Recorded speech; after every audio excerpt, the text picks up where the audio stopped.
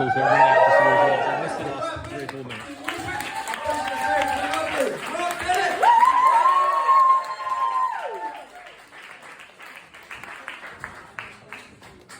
Hello.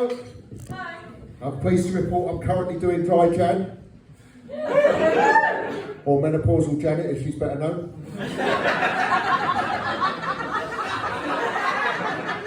Right. I know what you're thinking, the gammon's here. We don't like him, but let me get a bit of empathy from you. Let you know I'm actually a part-time carer. The rest of the time I don't give a fuck, but there you go. Anyway, good evening. I'm here because I'm married. I'm getting a night out, she's getting a night off, but that's the way it works. I've actually been married 5 happy years. 17 miserable fuckers. Wow. Marriage goes through stages. That's all I can say. Marriage goes through stages. We went through that stage where we both wanted different things. I wanted a motorbike, she wanted Dave across the road, but we got through that. And now we're going through a stage where you just start a row because you can. Honestly, if the opportunity presents itself, you've got to take it. We went shopping at the weekend, she came out of the change room, she said, "Come on love, tell me the truth, does this dress make me look fat?" I said, "No love, the dress is fine." She asked, "The stomach make you look fat?" She gets her own back though, don't worry about that. She gets her own back. I was coming out tonight, she had her friend round. I said, "I'll be off now then love." She said, "Oh, bye-bye credit card."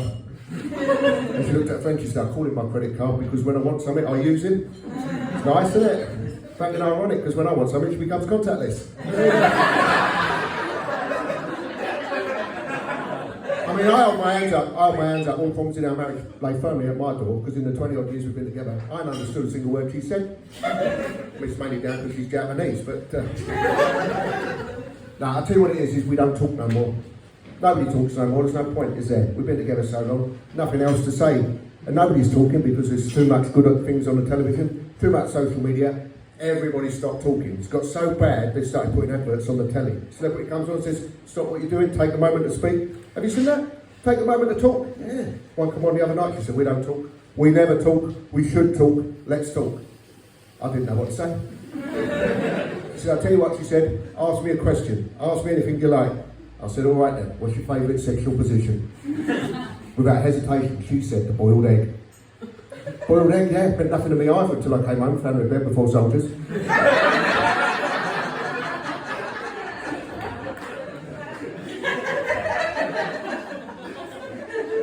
I mean, as much as I joke about it, we are one of life's success stories. Honestly, because we've been together a lot longer than we've been married. Because we met at school. We were both at school, not for bobbing. It's a true story. One day I was running down the corridor and I ran straight into her. Knocked all her books onto the floor. I apologised, bent down to pick them up. I looked into her eyes and I thought, she's nice. And then as I was handing all her books back, I noticed on every one she'd written, "I love anal." So I asked her out there and then. It took me 6 years to discover she was dyslexic, in fact, my mate Alan.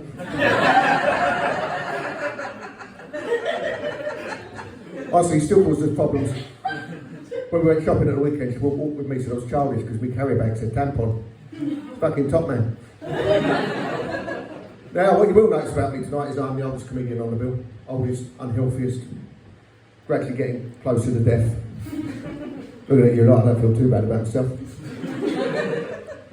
But I've got to that stage in life where, because I'm old, I've started worrying. I worry a lot because at some point during my life, once a year I have to go to the doctors, to the well-man clinic, and I worry because at some point he's going to tell me to drop my pants, put his hands around my plums and tell me to cough. And at my age, if I cough, I'm quite likely to wee on him. There's every possibility it's going to smell of sugar puffs and I don't even eat them. In my old age, though, I have become quite spiritual about things. I think it was lockdown that did it, and I've started noticing things, the wonderful things that happen in the world. And I've noticed that if something bad happens over there, nature then puts something good over there to clear it up. If you notice that something bad happens, followed by something good to sort it out. Now, it was brought home to me a few years ago when I was diagnosed with Parkinson's disease, and this was as a result of my heavy drinking. Now, as a result of my Parkinson's, I spilled most of it.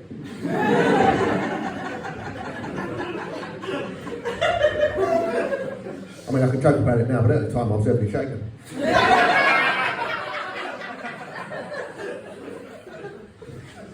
I did put on a lot of weight as well, which was unfortunate at the time. It was horrible. I mean, I didn't realise how bad it got till I got on the bus one day and a pregnant lady offered me her seat. I didn't mind being a poor girl, I was alright with it. You know, I didn't mind, I was jolly happy, but it was body shaming I couldn't take. It all came to a head one night, I was getting ready for bed, and my wife was in bed watching the telly. I took my shirt off, she said, look at the state of you. That's what she said, look at the state of you. I said, what? And then she pointed at the telly, she said, look at that. And she was watching this old James Bond film. She said, look at that, that's Sean Connery. That is Sean Connery when he made this film. He's 20 years older than you are now. He's far healthier, far fitter, far more sexually active than you are. You need to sort yourself out. I said, what do you want me to do? She said, go to the doctors, get some Viagra, and you could be my very own Sean Connery. So I did, I went to the doctors, got some Viagra, and for 2 weeks, marvellous, every night and every morning we were at it. And then we finally used the last tablet up, I cuddled her up to her, looked her in the eyes and said, well then love, did that Viagra make me Sean Connery? She said, no, it didn't make Sean Connery, but it did make you Roger Moore. It's a joke about actors that play James Bond.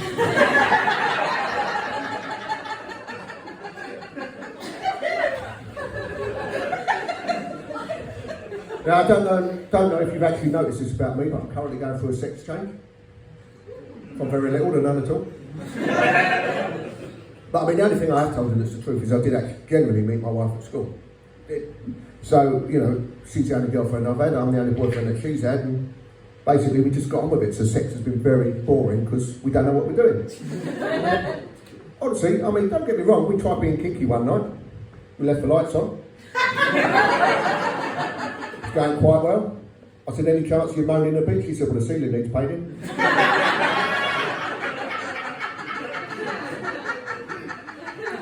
So,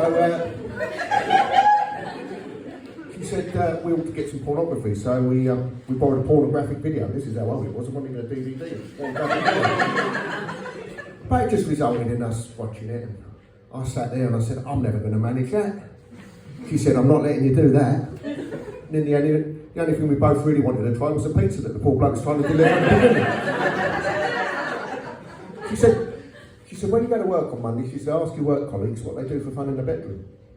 I came home, she said, how'd you get on? I said, not very well. They told me I was filthy, disgusting, perverted, and reported me to HR. It's my own fault, I should have asked the blokes, really.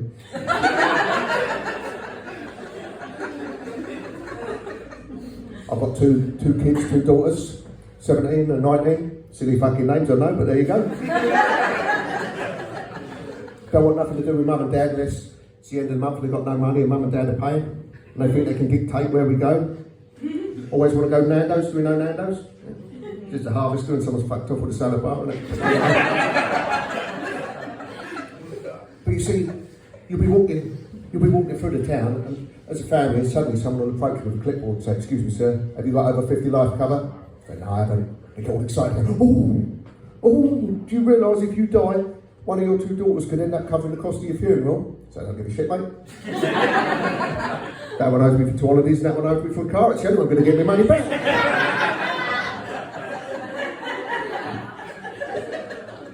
But it is quite worrying because obviously people start talking about you dying and you suddenly realise your own mortality. It's horrible. And then suddenly when you get to my age as well, your friends start dying as well, which is quite horrible. A friend of mine died the other day, a friend of mine from school. He's called him Henry the Hoover. We're a little bloke with red hair. His mum was a school cleaner and used to drag him behind her. He died, fortunately it was drugs related, he got run over coming out of the chemist. But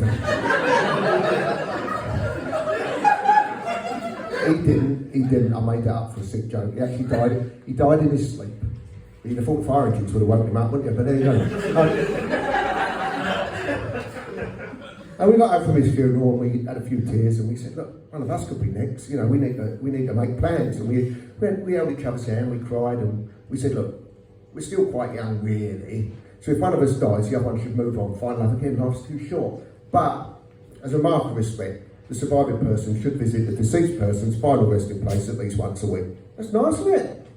As soon as we agreed that, she said, you'll never manage that. You'll never visit my resting place once a week. Fucking well, I'm going to promote and scattered in Tesco.